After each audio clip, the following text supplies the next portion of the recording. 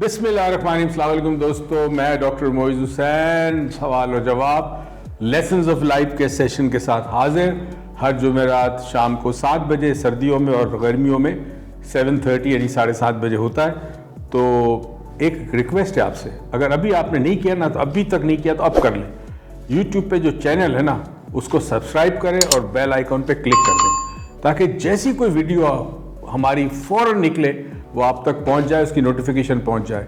तो बराए करम यूट्यूब के इस चैनल को सब्सक्राइब करें और बेल आइकन को क्लिक कर दें। तो हम शुरू करते हैं आज के सवालात। और उरूज बैठी है, उरूज सवाल पूछेगी, मैं जवाब दूंगा। Abid Rizwana, #Ask Dr. Moiz. I used to disconnect myself from the entire surroundings for Maragba very easily, but it has become very difficult for me now. How can I overcome this and avoid this coming thoughts?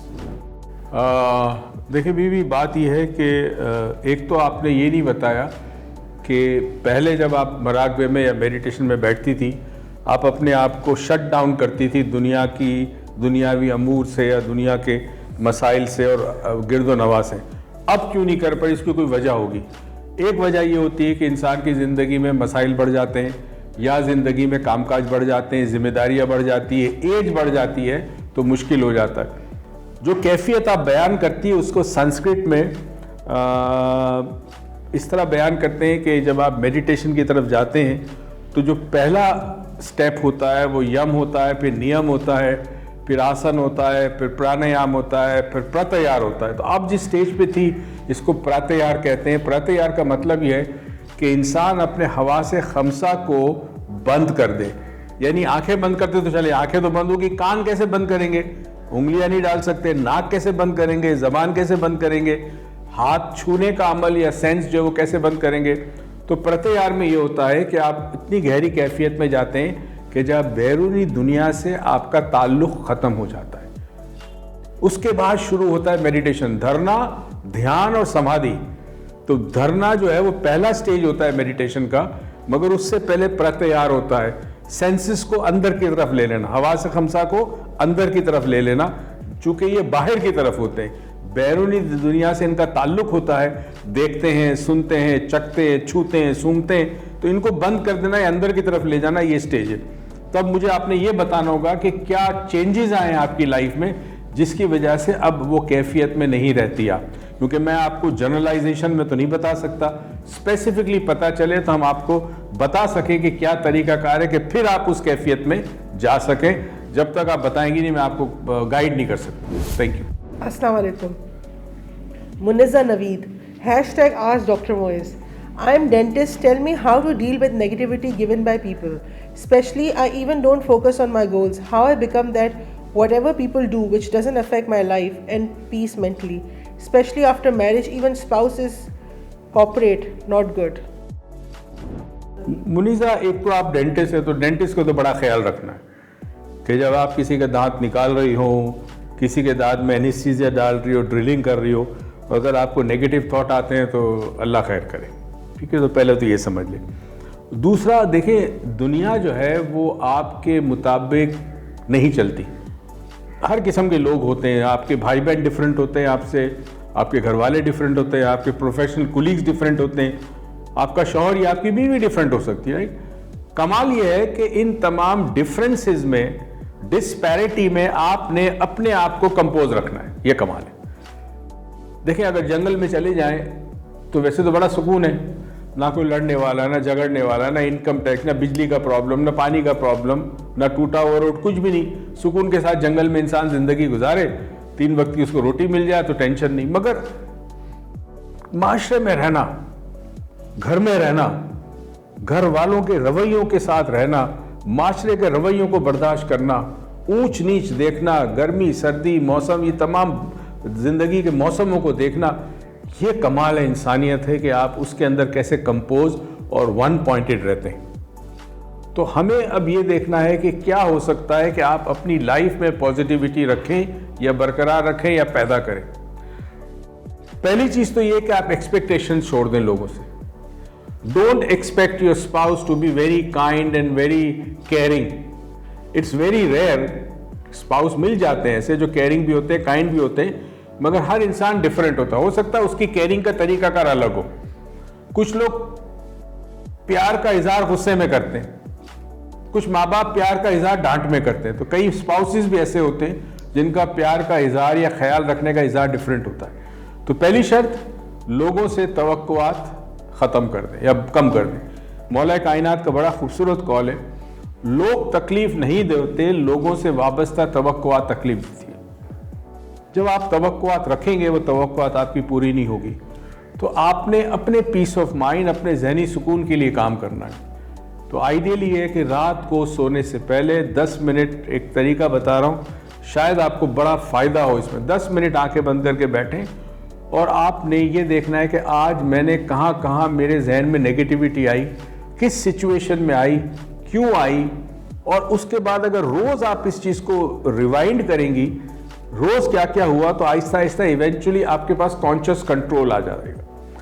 होता ही क्या है कि चूंकि हम emotional being है, तो जब कोई ऐसी सिचुएशन होती है, ऐसा शख्स सामने आता है, तो हम इमोशनल होकर रिएक्ट करना शुरू कर देते हैं।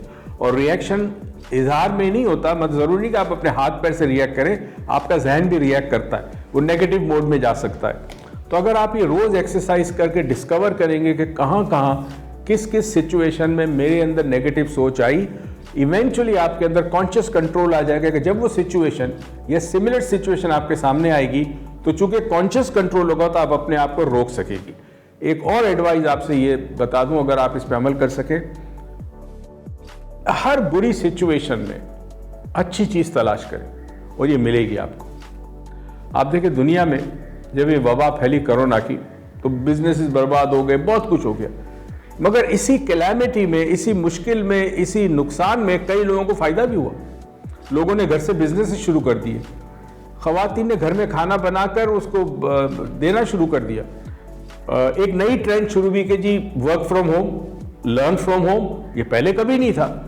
तो याद रखें, जब कभी तकलीफ हो, परेशानी हो, नुकसान हो, सानिया हो, उसके अंदर कहीं ना कहीं पॉजिटिविटी होती है, तो ज़िंदगी में उसको तलाश करने की कोशिश करें। Thank you.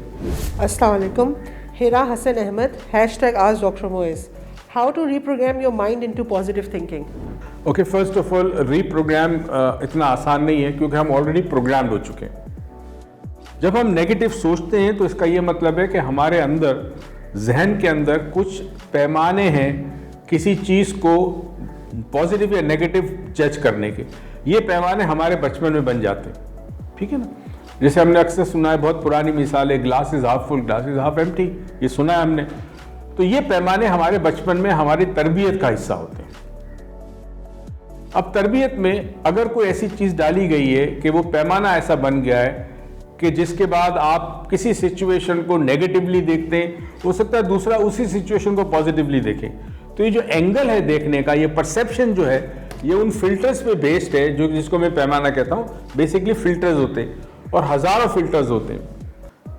तो आप अपने आप को तो रीप्रोग्राम नहीं कर सकते, क्योंकि जो रीप्रोग्राम करेगा वो ऑलरेडी प्रोग्राम हो चुका है, वो कैसे करेगा? आप खुद नहीं कर सकती, राइट। तो अब इसका तरीका ये है कि या तो आप किसी प्रोफेशनल से रब्ता करें, या फिर आप ये ज़रूर कर सकती हैं कि एक तरीका ये है कि रोज़ दिन में 10 मिनट निकाल कर एक किताब ले लें, इस तरह की किताब, और उसमें आप आज की डेट लिखें, टाइम लिखें, और उसमें लिखें सिचुएशन आपकी जो जिसमें आपने नेगेटिविटी आपने एक्सपीरियंस की है, ठीक है। उस सिचुएशन को लिखना होगा आपको। लिखने के बाद एक लाइन, फॉर एग्जांपल, आज मेरे बॉस ने ये कहा, मैं मिसाल दे रहा हूँ, मुझे नहीं पता आप जॉब करती है कि नहीं करती, या आज मेरी सास ने ये कहा। लिखने के बाद इसको रीफ्रेम करें। रीफ्रेम का मतलब ये होता है कि आप इसी जुमले को पॉजिटिव में कन्वर्ट करें, इसको रीफ्रेम कहते हैं। तो अगर आपकी सास ने आज आपको डांटा है, आपकी सास ने कहा है खाना खराब था जबकि आपने बड़ी मेहनत से बनाया था, तो अब इसको रीफ्रेम कैसे करें? तो रीफ्रेम करने का तरीका है कि कोई ऐसा जुमला लिखें जो जिसमें मतलब तो उस जुमले का हो, मगर इमोशंस उस जुमले के ना हो, जज्बात ना हो। फॉर एग्जाम्पल, मेरी सास ने मुझे ये सिखाया कि खाना सही कैसे बनता है। इसका मतलब है सही नहीं बना था ना, तो मेरी सास ने मुझे सिखाया। तो इसमें सही नहीं बना था वो नहीं आया, वो ऊपर वाले में है, मगर नीचे ये सबक सीख मिल गया आपको कि चूंकि खाना सही नहीं बनाया तो मेरी सास ने मुझे बताया खाना सही कैसे बनता है। इसको रीफ्रेमिंग कहते हैं। हमारे इंस्टाग्राम पे एक है रीफ्रेमिंग ऑफ बिलीफ्स, वो भी आप चेक कर लें इंस्टाग्राम पे और उसको देखें तो आपको बहुत आइडिया मिलेगी। हिना हसन अहमद का ही दूसरा सवाल है, hashtag ask doctor Moiz, how to stay away from toxic people. अभी थोड़ी देर पहले एक सवाल का जवाब दे रहा था कि दुनिया में हर किस्म के लोग हैं, अच्छे भी हैं बुरे भी हैं। तो अब माशरे बनता ही इन तमाम चीज़ों से। माशरे में जो कमाल है वो ये है कि एक वैरायटी है, उस वैरायटी की वजह से माशरा चलता है। देखिए, अगर सुबह ना हो तो शाम की कोई वैल्यू नहीं, और अगर शाम ना हो तो सुबह की वैल्यू नहीं।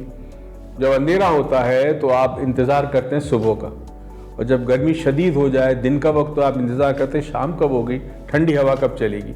तो ये जो अपोजिट्स हैं ज़िंदगी में और दुनिया में, ये अपोजिट्स हमारी बका के लिए बड़े ज़रूरी हैं। तो टॉक्सिक पीपल भी होते हैं, ऐसे लोग जो आपकी ज़िंदगी में जहर घोलते हैं, आपको परेशान करते हैं।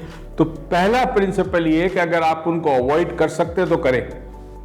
कुछ रिश्ते ऐसे होते हैं, दूर के होते हैं, जिनको आप अवॉइड कर सकते हैं। तो अगर कभी साल में एक आध दफ़ा 2 दफ़ा आपको मिलना हो या उन्होंने आपके पास आना हो, तो आप ज़हनी तौर पे तैयार रहे और समझ लें कि इनसे यही एक्सपेक्ट करना है कि ये बात करेंगे। ये पहले से सोच लें कि ये करना ही करना है, तो मैंने असर ही नहीं लेना है उसका। दूसरा, जो रिश्ते बहुत करीब के हैं, जैसे घर में साथ रहते हैं या इमीडिएट फैमिली मेंबर्स हैं, सिबलिंग्स हैं, पेरेंट्स हैं, बच्चे हैं, स्पाउस है, पेरेंट्स, ग्रैंड पेरेंट्स वगैरह जो करीब के बहुत हैं, उनमें फिर आप कोशिश करें कि जिस वक्त आप उनके सामने जाएं या उनके साथ बैठें, उस वक्त आप अपने जहन के अंदर उनका एक बेहतर तस्वुर डाल दें। मिसाल के तौर पे फॉर एग्जांपल, आपकी हस्बैंड जो है या आपकी वाइफ जो है वो कोई ऐसी बातें करती है जो आपको तकलीफ़ पहुंचती है, तो आप उनसी बात सुनते हुए तस्वुर में अपने जहन के, आंखें बंद करने की ज़रूरत नहीं, खुली आंख से उनकी बात सुन रही, तस्वुर में कोई कार्टून कैरेक्टर ले आए जो आपको बहुत पसंद हो, या कोई फ़नी कैरेक्टर ले आए जो पसंद हो, और तस्वुर करें कि वो फ़नी कैरेक्टर ये बात कह रहा है, ये नहीं कह रहा। या फिर कोई बहुत दिल पसंद आपकी शख्सियत हो, ऐसी शख्सियत जैसे कई दफ़ा शोबिस के लोग आपको बड़े पसंद होते हैं, मूवीज़ के लोग बड़े पसंद होते हैं, स्पोर्ट्स के लोग पसंद होते हैं, तो खुद सुनते सुनते आप इमेजिन करें कि ये जो बात है ना, ये वसीम अकरम कर रहा है। अब वसीम अकरम आपके पसंदीदा शख्सियत है, तो फिर आपको लगेगा, जहन को लगेगा कि नहीं, ये बात मेरा हस्बैंड नहीं कर रहा, वसीम अकरम कर रहा है। तो वसीम अकरम चूँकि आपको पसंद है, एज अ हीरो आपका, सेलिब्रिटी आपका, तो वो बात आपको ज़्यादा तकलीफ नहीं देगी। इसको कहते हैं चेंजिंग मेंटल रिप्रेजेंटेशन। हर चीज़ को हम रिप्रेजेंट करता हमारा माइंड। शख्सियतों का एक हमारे जहन में इमेज होता है, उस इमेज की वजह से उनकी बात या तो अच्छी लगती है बुरी लगती है। उस इमेज को अगर चेंज कर दे वक्ती तौर पर, तो वो बात ना अच्छी लगेगी ना बुरी लगेगी। थैंक यू दोस्तों, आज का सेशन इख्तिताम पजीर होता है। आपको जो भी सवाल है यूट्यूब के अंदर जो कमेंट्स है उसके अंदर hashtag ask doctor Moiz, hashtag ask doctor Moiz, और फिर नीचे सवाल उर्दू इंग्लिश में लिखे। हम आपके सवाल आने वाले निश्चित में आपके सवालों का जवाब देंगे। अपना ख्याल रखिएगा, एक दूसरे का भी ख्याल रखिएगा। पाकिस्तान पाइंदाबाद।